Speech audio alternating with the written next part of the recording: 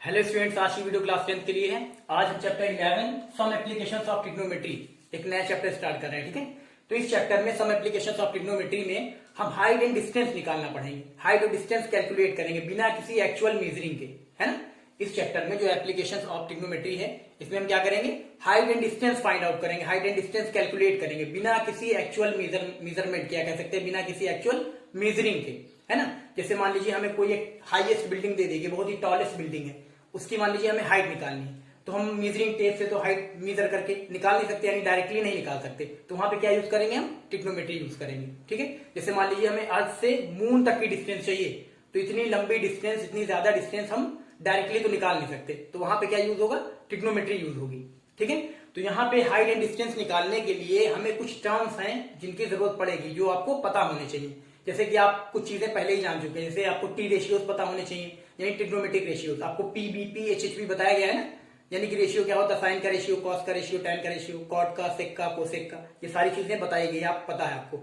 उसके अलावा आपको कुछ स्पेशल एंगल्स की वैल्यू पता होनी चाहिए। ट्रिग्नोमेट्रिक टेबल बताई गई है ना, 0 degree, 30 degree, 45 degree, 60 degree, 90 degree, इन सारे एंगल्स की वैल्यू पता होनी चाहिए, है ना, ये भी बताया गया है। और एक चीज है, तीसरी चीज आती है, आपको एंगल ऑफ एलिवेशन और एंगल ऑफ डिप्रेशन पता होना चाहिए। तो angle of elevation, angle of depression क्या है, उसको हम बता दे रहे हैं। ठीक है, चलिए सबसे पहले एंगल ऑफ एलिवेशन देखते हैं। यहां हम लिख ले रहे हैं एंगल ऑफ एलिवेशन होता क्या है, यहां हम लिख ले रहे हैं angle of elevation.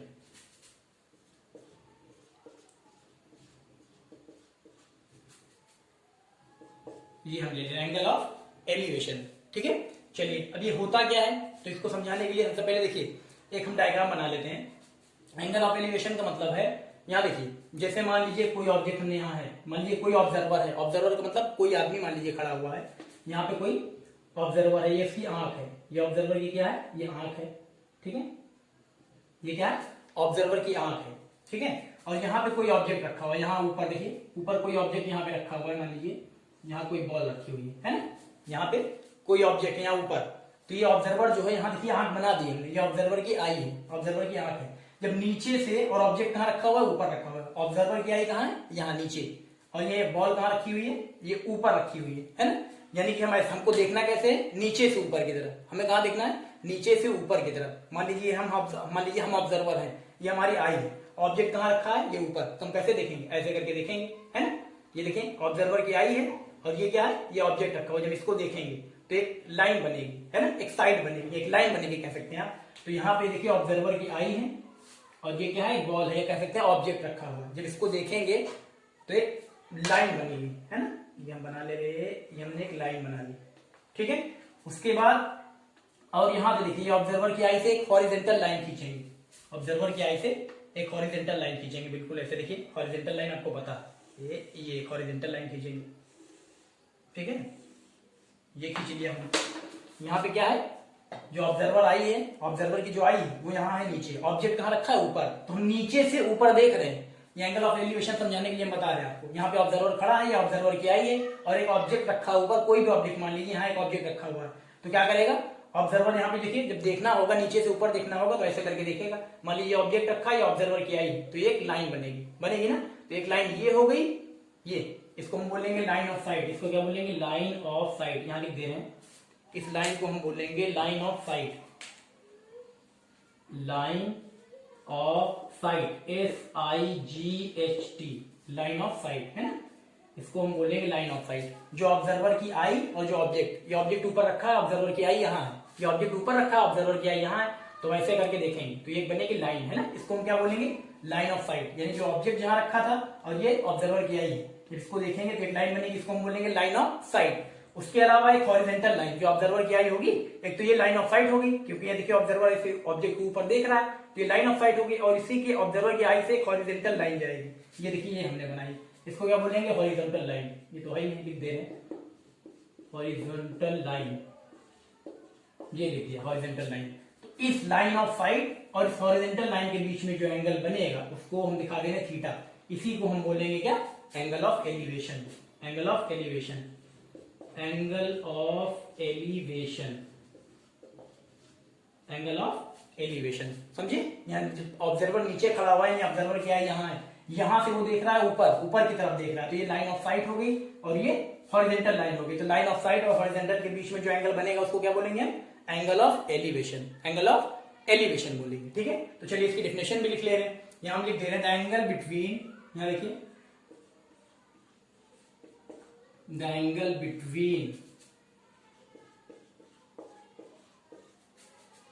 Between the horizontal line, देखिए यहीं पे डेफिनेशन बन जाएगी। The angle between the horizontal line and the line of site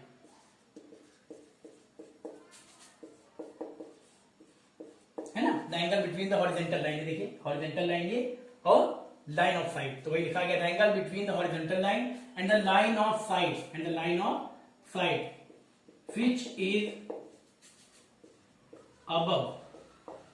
which is above the observer's eye, which is above the observer's eye। ठीक है, which is above the observer's eye मतलब यहाँ पे देखिए, जब यहाँ पे ऑब्जर्वर्स आई ये है, ये क्या कर रहा है?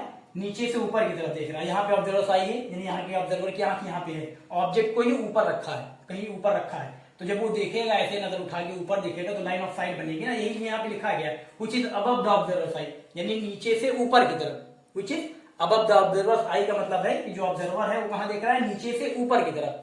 तो यही दिया गया आपको डेफिनेशन दे सके, the angle between the horizontal line and the line of site which is above the observer's eye, यानी कि जब ऑब्जर्वर यहाँ नीचे से ऊपर की तरफ देखेगा तो लाइन ऑफ साइट बनेगी, ऑब्जर्वर की आई से हॉरिजॉन्टल लाइन हम ड्रॉ करेंगे, तो लाइन ऑफ साइट और हॉरिजॉन्टल लाइन के बीच में जो एंगल बनेगा उसको हम क्या बोलेंगे? एंगल ऑफ एलिवेशन बोलेंगे। यहाँ पे जो लिखा गया है which is above the observer's eye, इसका केवल यही मतलब है कि ऑब्जर्वर की आई जो है यहाँ पे है, ऑब्जेक्ट ऊपर है, यानी कि ऑब्जर्वर जो है नीचे से ऊपर की तरफ देख रहा है, नीचे से ऊपर की तरफ, तो लाइन ऑफ साइट ये बनेगा। इसका मतलब यही है which is above the observer's eye। ठीक है, चलिए ये हो गया एंगल ऑफ एलिवेशन, इसको हम बोलते हैं, समझ गए ना? लाइन ऑफ साइट और यहाँ हॉरिजॉन्टल लाइन, ऑब्जर्वर्स आई ये है, इसको कुछ नाम भी देना चाहे दे सकते हैं आप, मान लीजिए इसको ओ ले लीजिए, है ना, नाम कुछ भी ABCD जो चाहे आप लिख सकते हैं, ये ले लिया, ओ लिख लिया, इसको ले ले रहे हैं, P लिख ले रहे हैं, इसको भी कुछ लिखना चाहे चलिए लिख ले रहे हैं, M लिख ले रहे हैं, नाम कुछ भी दे सकते हैं आप।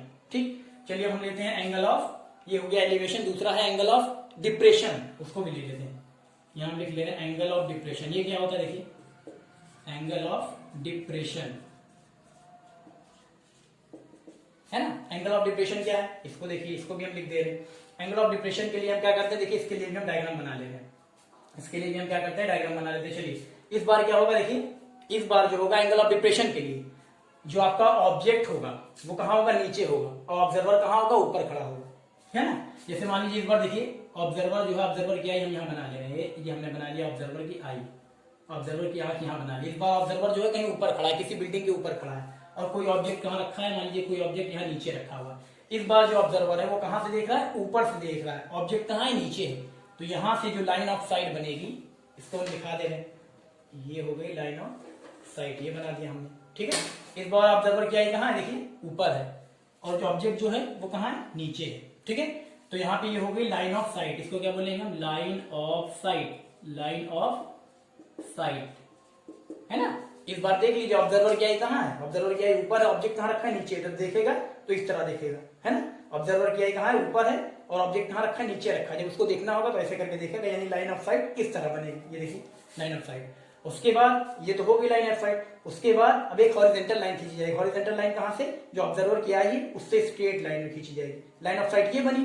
अब हॉरिजॉन्टल लाइन जो खींची जाएगी ऐसे करके खींची जाएगी, यानी हॉरिजॉन्टल लाइन जो आएगी कहाँ आएगी, यहाँ स्ट्रेट लाइन आएगी, इसको भी हम खींच ले रहे हैं, ये देख रहे हैं आप, इसको भी हम खींच रहे हैं, थोड़ा हमने बड़ा लिख दिया, थोड़ा छोटा लिख दे रहे हैं। चलिए इसको भी नीचे लिख दे रहे हैं, ये ऑब्जर्वर की आई से एक हॉरिजॉन्टल लाइन भी हमने ड्रॉ कर दी, हॉरिजॉन्टल लाइन भी ड्रॉ कर दी। तो आपको पता है ये क्या है, ये तो लाइन ऑफ साइट थी, यहाँ लिख दे रहे हैं नीचे। ठीक है, line of site, line of site ये हो गई, है ना। ऑब्जर्वर की आई कहाँ है, यहाँ पे है, ऑब्जेक्ट इस बार कहाँ रखा है, नीचे रखा है, यानी इस बार ऊपर से नीचे की तरफ देखा जा रहा है, ऊपर से नीचे की तरफ देखा जा रहा है, तो लाइन ऑफ साइट ये बन रही है, यानी लाइन ऑफ साइट ये बन रही है। उसके बाद ऑब्जर्वर की आई से एक हॉरिजॉन्टल लाइन ड्रॉ की जाएगी जो कि बिल्कुल स्ट्रेट होती, ये देखिए ये है हॉरिजॉन्टल लाइन, इसको हम लिख देंगे हॉरिजॉन्टल लाइन, है ना। तो यहाँ पे देखिए हॉरिजेंटल लाइन और ये लाइन ऑफ साइट, तो इनके बीच में जो एंगल बनेगा, यहाँ पे भी हम ले रहे हैं एंगल थीटा, इसको बोलेंगे एंगल ऑफ डिप्रेशन। ये क्या है, इसको लिख देंगे एंगल ऑफ डिप्रेशन।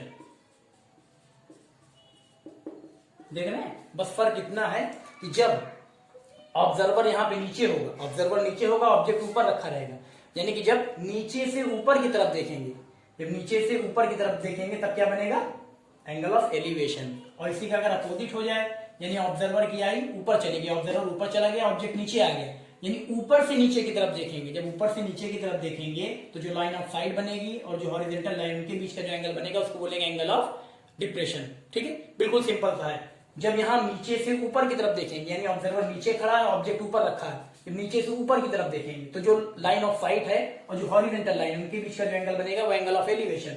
और यही इसी का जस्ट अपोजिट, ऑब्जर्वर यानी ऑब्जर्वर की आई जो है वो ऊपर है, ऑब्जेक्ट यहाँ रखा है नीचे रखा है, यानी कि ऊपर से नीचे देखना है, ऊपर से नीचे देखेंगे तो लाइन ऑफ साइट ये होगी, हॉरिजॉन्टल लाइन ये होगी, इनके बीच का जो एंगल होगा उसको बोलेंगे angle of depression.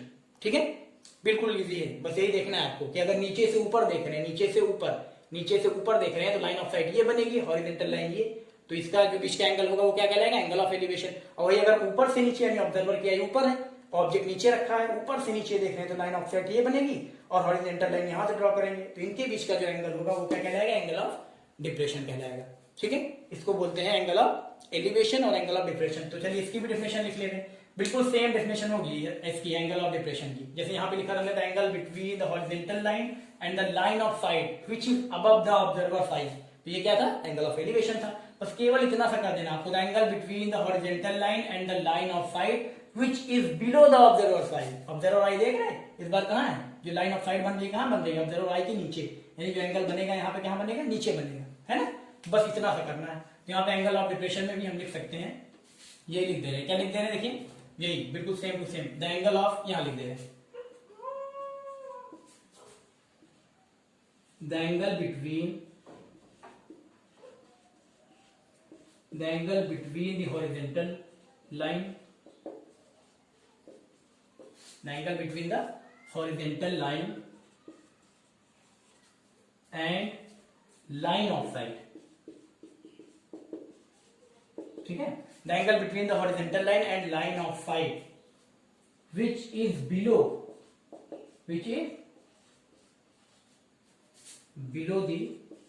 observer's eye, which is below the observer's eye is called angle of depression. ठीक है, the angle between the horizontal line and line of sight which is below the observer's eye. ठीक, तो यहां पे देखिए angle of elevation, angle of depression आप समझ गए होंगे। जब भी ऑब्जर्वर नीचे से ऊपर की तरफ देखेगा, जब भी ऑब्जर्वर, यहां देख लीजिए डायग्राम में देखिए ज्यादा समझ में आएगा, जब भी ऑब्जर्वर यहाँ पे देखिए, ऑब्जर्वर क्या है ना, ऑब्जर्वर यहाँ से कोई ऑब्जेक्ट ऊपर रखा है, नीचे से ऊपर की तरफ देख रहा है, तो लाइन ऑफ साइट ये बनेगी और ऑब्जर्वर की आंख से हॉरिजॉन्टल लाइन जो खींची जाती है वो ऑब्जर्वर की आंख से, आई से खींची जाती है बिल्कुल स्ट्रेट, तो ये हॉरिजॉन्टल लाइन खींच दी गई है ना। तो इस लाइन ऑफ साइट और हॉरिजॉन्टल लाइन के बीच में जो एंगल बना वो एंगल ऑफ एलिवेशन, उसकी डेफिनेशन भी हमने लिख दी है ना। ऐसे यहाँ पे आ जाइए, एंगल ऑफ डिप्रेशन, इसमें क्या है, ऑब्जर्वर जो रहेगा वो ऊपर खड़ा रहेगा, किसी ऊंची चीज पे खड़ा रहेगा, ऑब्जेक्ट जो है वो नीचे जमीन पे रखा रहेगा। तो जब ऊपर से नीचे की तरफ देखिएगा तो लाइन ऑफ साइट बनेगी ये इस तरह की, देखिए ये बनी हुई है। उसके बाद आपको पता है हॉरिजॉन्टल लाइन कहाँ खींचते हैं, ऑब्जर्वर की आंख से बिल्कुल स्ट्रेट, यहाँ भी ऑब्जर्वर की आंख से बिल्कुल स्ट्रेट खींची गई थी, यहाँ भी ऑब्जर्वर की आंख से बिल्कुल स्ट्रेट खींची गई। इन दोनों के बीच का जो एंगल होगा उसको बोलेंगे एंगल ऑफ डिप्रेशन। ठीक है, और नाम के लिए हमने बताया आप कुछ भी लिख सकते हैं, इसको ओ ले लीजिए, इसको पी ले लीजिए, इसको एक्स ले लीजिए, नाम कुछ भी आप लिख सकते हैं। ठीक है, तो ये क्लियर हुआ एंगल ऑफ एलिवेशन और एंगल ऑफ डिप्रेशन, यही होता है इतना। ठीक है, इतनी चीजें जानते हैं आप इजीली कर सकते हैं। ठीक है, चलिए ये हो गया। अब इसके बाद देखिए थोड़ा सा आपको और बता दे रहे हैं,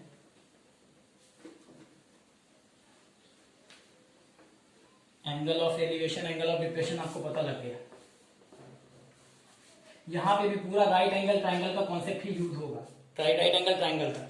जैसे मान लीजिए दे दिया गया, ऐसे क्वेश्चन आपको इसी टाइप के दिए रहेंगे, दे दिया गया एक टावर है, एक वर्टिकल टावर है, यहाँ पे जितनी भी चीजें दी रहेंगी, चाहे वर्टिकल टावर दिया हो या टावर दिया उसको वर्टिकली मानेंगे, बिल्कुल स्ट्रेट मानेंगे। माउंटेन दे दिया गया तो माउंटेन भी यहाँ पे बिल्कुल ऐसे स्ट्रेट लाइन से दिखाएंगे। ठीक है, चलिए अब यहाँ देखिए, मान लीजिए आपको दे दिया गया है, कह लीजिए एक टावर दे दिया गया, एक वर्टिकल टावर दे दिया गया और यहाँ से कह रहा है मान लीजिए वर्टिकल टावर से कोई ऑब्जेक्ट यहाँ रखा हुआ है ना, इसके बीच की डिस्टेंस आपको मान लीजिए दे दी गई 20 मीटर। ठीक है, और आपको एंगल ऑफ एलिवेशन दे दिया गया। यहाँ पे देखिए कोई ऑब्जेक्ट यहाँ रखा है ना, कोई ऑब्जेक्ट यहाँ पे है। अब यहाँ पे ये कह दे रहा है, क्वेश्चन खुद ही कह दे रहा है कि angle of elevation, angle of elevation का मतलब आपको पता है, एंगल ऑफ एलिवेशन मतलब यहाँ बनेगा, कुछ भी दे दे रहा है, मान लीजिए दे दे रहा है आपको 60 डिग्री। अब इसको आप नाम लिख लीजिए, नाम कुछ भी लिख सकते हैं, ABC, और ये टावर होगा, कुछ भी होगा तो ये स्ट्रेट होगा, बिल्कुल वर्टिकल होगा, यानी कि 90 बनाएगा।